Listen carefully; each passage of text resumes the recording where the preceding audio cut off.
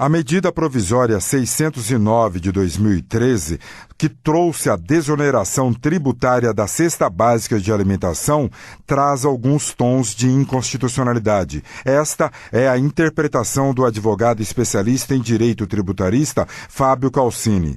Professor Calcini, por que esta medida provisória que desonerou os preços da cesta básica de alguns tributos e impostos tem algumas inconstitucionalidades?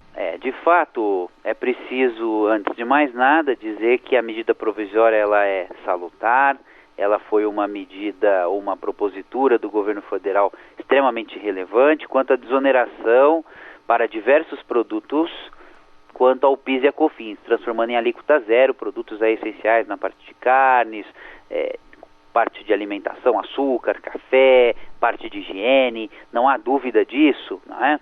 Eu faço essa observação antes de mais nada para evitar uma interpretação equivocada de que nós estamos combatendo em si a medida provisória e a sua desoneração. Não, ela é salutar, ela veio em boa hora e precisa ser estendida. Aliás, o projeto de conversão da medida provisória aprovado pelo Senado, inclusive, estende a outros produtos. Mas muito bem, na verdade, existiram alguns pequenos escorregões ou equívocos jurídicos em relação a essa medida provisória, por isso tons de inconstitucionalidade. Um deles foi um equívoco quanto ao tipo de açúcar que se utilizou para desonerar inicialmente, um açúcar que não é aquele que efetivamente vai ao mercado consumidor, à população, não é? Que vai diretamente à cesta básica. Se utilizou no primeiro momento da medida provisória um outro tipo de açúcar que não este. E aí, percebendo o equívoco técnico na nomenclatura fiscal, quanto à desoneração para PIS e COFINS, inclusive para IPI, o que fez o governo? Alguns dias depois, ele alterou, ele, entre aspas, retificou essa medida provisória, o decreto do IPI, dizendo, não, olha, não é o açúcar X, é o açúcar Y, aquele que é destinado realmente à população, é utilizado no dia a dia da população. Muito bem, tecnicamente não se trata de não é uma simples questão de correção de documentos, porque pela legislação que existe, quando uma lei e a medida provisória assim se enquadra, ela entra em vigor, qualquer tipo de correção, mesmo um erro deste modo, é como se fosse uma nova lei. Portanto, quando se alterou retirando a desoneração do açúcar anterior, que não foi o que efetivamente deveria ser desonerado naquele momento, segundo o governo, eu acabei gerando um impacto que é um aumento na tributação, porque é uma lei nova. E essa lei nova, ela e o decreto também exige que se respeite a chamada anterioridade, seja para o IPI, seja para a PIS e COFINS. Então, na verdade, esse é um tom da inconstitucionalidade. Não se respeitou a anterioridade quando dá correção em relação ao açúcar. Aliás, nesse projeto de conversão de lei, os dois tipos de açúcares estão abarcados. É óbvio que vamos aguardar aí a sanção ou veto da presidente.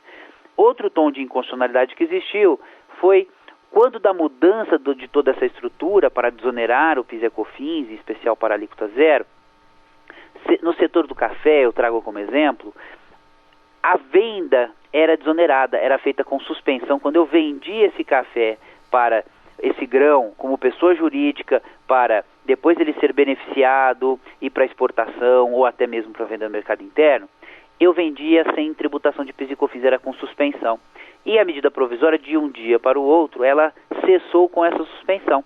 Ou seja, de um dia para o outro, eu voltei a recolher PIS e COFINS na operação anterior. O que, na nossa visão, também foi um equívoco técnico, já que, em regra, deveria se respeitar a chamada anterioridade nonagesimal. O que é isso? Todo aumento de tributo deve, em regra, salvo algumas situações que a Constituição excepciona, que não é o caso, deve respeitar 90 dias para começar a valer, o que não foi respeitado, que alguns chamam de princípio da não surpresa. Eu não posso ser surpreendido de um dia para o outro com um aumento na tributação. Então, foram esses pontos que nós levantamos no sentido de que houveram alguns equívocos nessa medida provisória, de modo a gerar esses tons de inconstitucionalidade, uma vez que chegou a criar, inclusive por um período, um aumento na tributação sem respeitar o texto constitucional. Então, a tarifa zero não existe em alguns produtos? Veja, por um período, governo desonerou, por exemplo, o açúcar, alguns dias ele desonerou um tipo de açúcar e depois voltou a tributá-lo. Ele só poderia voltar a tributar, porém, respeitando os 90 dias. Não respeitou.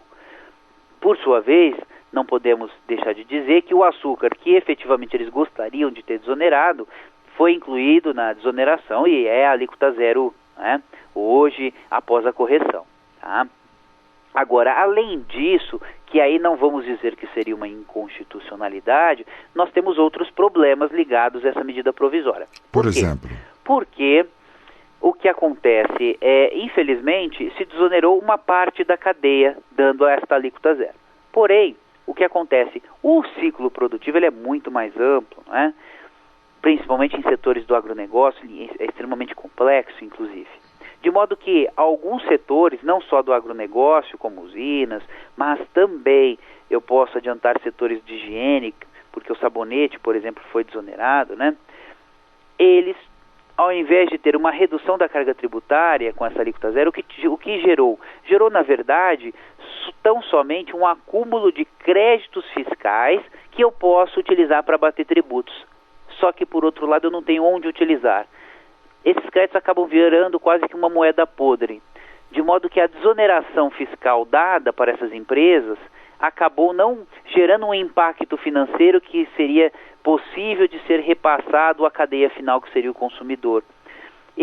Essa redução da carga fiscal, ela acabou ficando retida, vamos dizer assim, em créditos fiscais que o empresário muitas vezes não tem onde utilizar, se tornando quase que uma moeda podre, vamos dizer assim.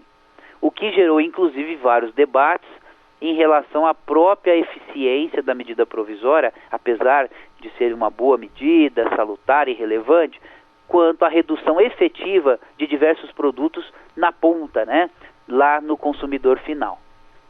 Como o senhor disse, então, reiterando, para o consumidor, quase que não adiantou nada. Não, eu acho que, penso que dizer dessa forma seria um pouco, assim, não seria bem o que eu afirmaria. Não é que não adiantou nada. Creio que o governo buscou, de boa intenção, desonerar vários produtos relevantes, fez isso efetivamente, porém, como o ciclo de produção ele é muito complexo, né, apesar de eu tirar a alíquota de 9,25 e transformá-la em zero para PIS e COFINS, e além disso em alguns produtos o IPI de 5 para 0, por exemplo, veja, não houve um impacto financeiro dessa redução automaticamente no preço final para os produtos destinados ao consumidor. Por quê? Como eu disse, existem situações em que esse efetivo ganho que se poderia ter e que o empresário poderia repassar essa redução de custo ao produto, acabou ficando acumulado em créditos. E isso gera dificuldades ao empresário e ele, portanto, não tem condições de repassar essa redução. Naturalmente, houve um esforço de ambas as partes para tentar compor isso a fim de se reduzir, mesmo que não num percentual alto, como se imaginava, de 9,25, mas algum percentual. Embora a gente, na prática, tenha notado que nem todos os produtos destinados à cesta básica, em virtude desta medida provisória 609, tiveram efetivamente uma redução, e em especial uma redução do patamar da própria tributação de PIS e COFINS, que seria de 9,25. Né? Estamos conversando com o advogado especialista em direito tributário, Dr. Fábio Calcini. Ele que fala que existem alguns tons de inconstitucionalidade na medida provisória 609 de 2013, que trouxe a desoneração tributária da cesta básica de alimentação. Professor, pois não? Fábio Calcini. Então, pelo que o senhor disse logo no começo, naquele exemplo lá do açúcar, o governo deveria ter editado uma nova medida provisória, é isso?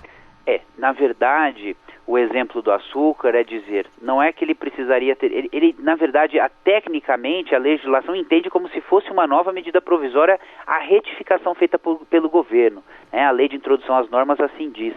E, portanto, o que eu digo é, consequentemente, aquela retificação, gerando uma, entre aspas, lei nova, segundo a lei de introdução às normas, exigia que se respeitasse, para retornar a tributar aquele açúcar a 5%, que houvesse o respeito à anterioridade, ou seja, os 90 dias, o que não foi respeitado. Professor, o que são PIS e COFINS? São duas contribuições. Quem pode instituir é o governo federal, é a União, quem cobra é a Receita Federal, órgão vinculado ao Ministério da Fazenda.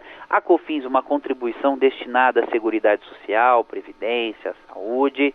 E o PIS, previsto no artigo 239, né, enquanto a COFINS no 195 da Constituição, também uma contribuição cuja destinação é um pouco diferente, né? O PIS-PASEP é destinado a bônus, ao salário-desemprego, a outros pagamentos e entidades do governo. São duas contribuições muito semelhantes na atualidade que são tributadas sobre a receita ou o faturamento. E o IPI ele incide de que maneira? O IPI já é um imposto, não é uma contribuição. Também quem pode instituir é o governo federal, é a União, também administrado pela Receita. É o imposto que vai incidir quanto ao produto industrializado, ou seja, aquele produto que em algum momento sofreu um processo de industrialização e ele é comercializado, não é? A partir desse momento há a possibilidade de se ter a incidência do IPI. Muito a gente já se ouviu falar no tal do PIS-PASEP, o que vem a ser também? O PIS-PASEP é uma contribuição, não é? Prevista no artigo 239 da Constituição, também cobrada pela União, instituída pela União e cobrada pela Receita Federal, com destinação um pouco diversa da COFINS. Eles são tributos co-irmãos aí, quase que idênticos, mas com destinação diversa. O PIS-PASEP iria se destinar a bônus, a custear o salário-desemprego, a outras entidades, enquanto a COFINS tem uma destinação ligada à Seguridade Social, né? Previdência, saúde, entre outros fins da Seguridade Social. Muito bem. Nós conversamos com o advogado especialista em direito tributário, Dr. Fábio Calcini, ele que disse que a medida provisória 609 de 2013, que trouxe a desoneração tributária da cesta básica de alimentação, tem alguns tons de inconstitucionalidade que foi explicado por ele. Professor Fábio Calcini, muito obrigado pela participação do senhor. Eu que agradeço e sempre me coloco à disposição.